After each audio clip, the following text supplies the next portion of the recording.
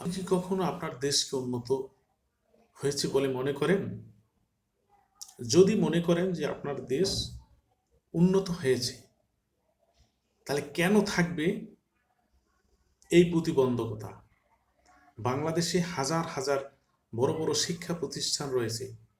সেই শিক্ষা প্রতিষ্ঠানে 20 জন, 30 জন, 40 জন মাস্টার্স ডিগ্রিধারী শিক্ষক থাকে।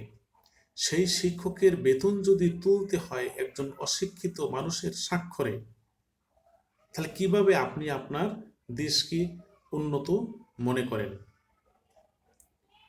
বাংলাদেশে অনেক প্রতিষ্ঠান আছে, যেই প্রতিষ্ঠানের বেশিরভাগ সভাপতি রয়েছে intermediate pass, matric pass, 9 pass, 8 pass.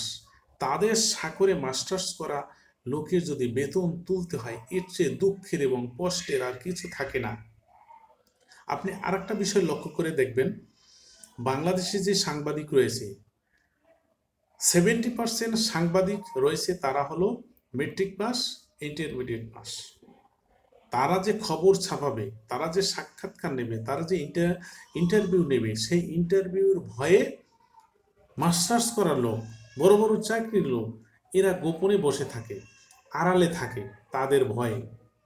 কারণ কোনখান থেকে কোন প্রশ্ন করবে, তাদের প্রশ্নের তো কোনো আপনার ধরাবাঁধা নিয়ম নেই, বাধ্যবাধকতা নেই। এই জন্য তাদের ভয়ে শিক্ষিত লোকগুলা পালাচ্ছে, কোনখান থেকে না কোনখান থেকে তারা ধরে ফেলে।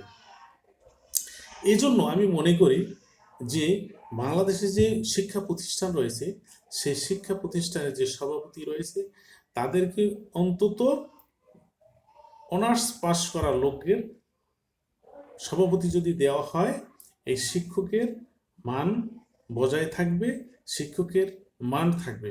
নতুবা এই যে অশিক্ষিত লোকের স্বাক্ষরে যদি শিক্ষিত মানুষের বেতন তুলতে হয়, এখানে দুঃখের এবং কষ্টের কিছুই থাকবে না, কোনো শেষ নেই দুঃখের কষ্টের। এই জন্য আমি কখনো আমার দেশকে উন্নত মনে করি না, কারণ এই প্রতিবন্ধকতা যখন পর্যন্ত না যাবে, তখন পর্যন্ত উন্নত বলা যাবে না। রাস্তাঘাট আপনার সব কিছু উন্নত, এটাকে উন্নত বলে না।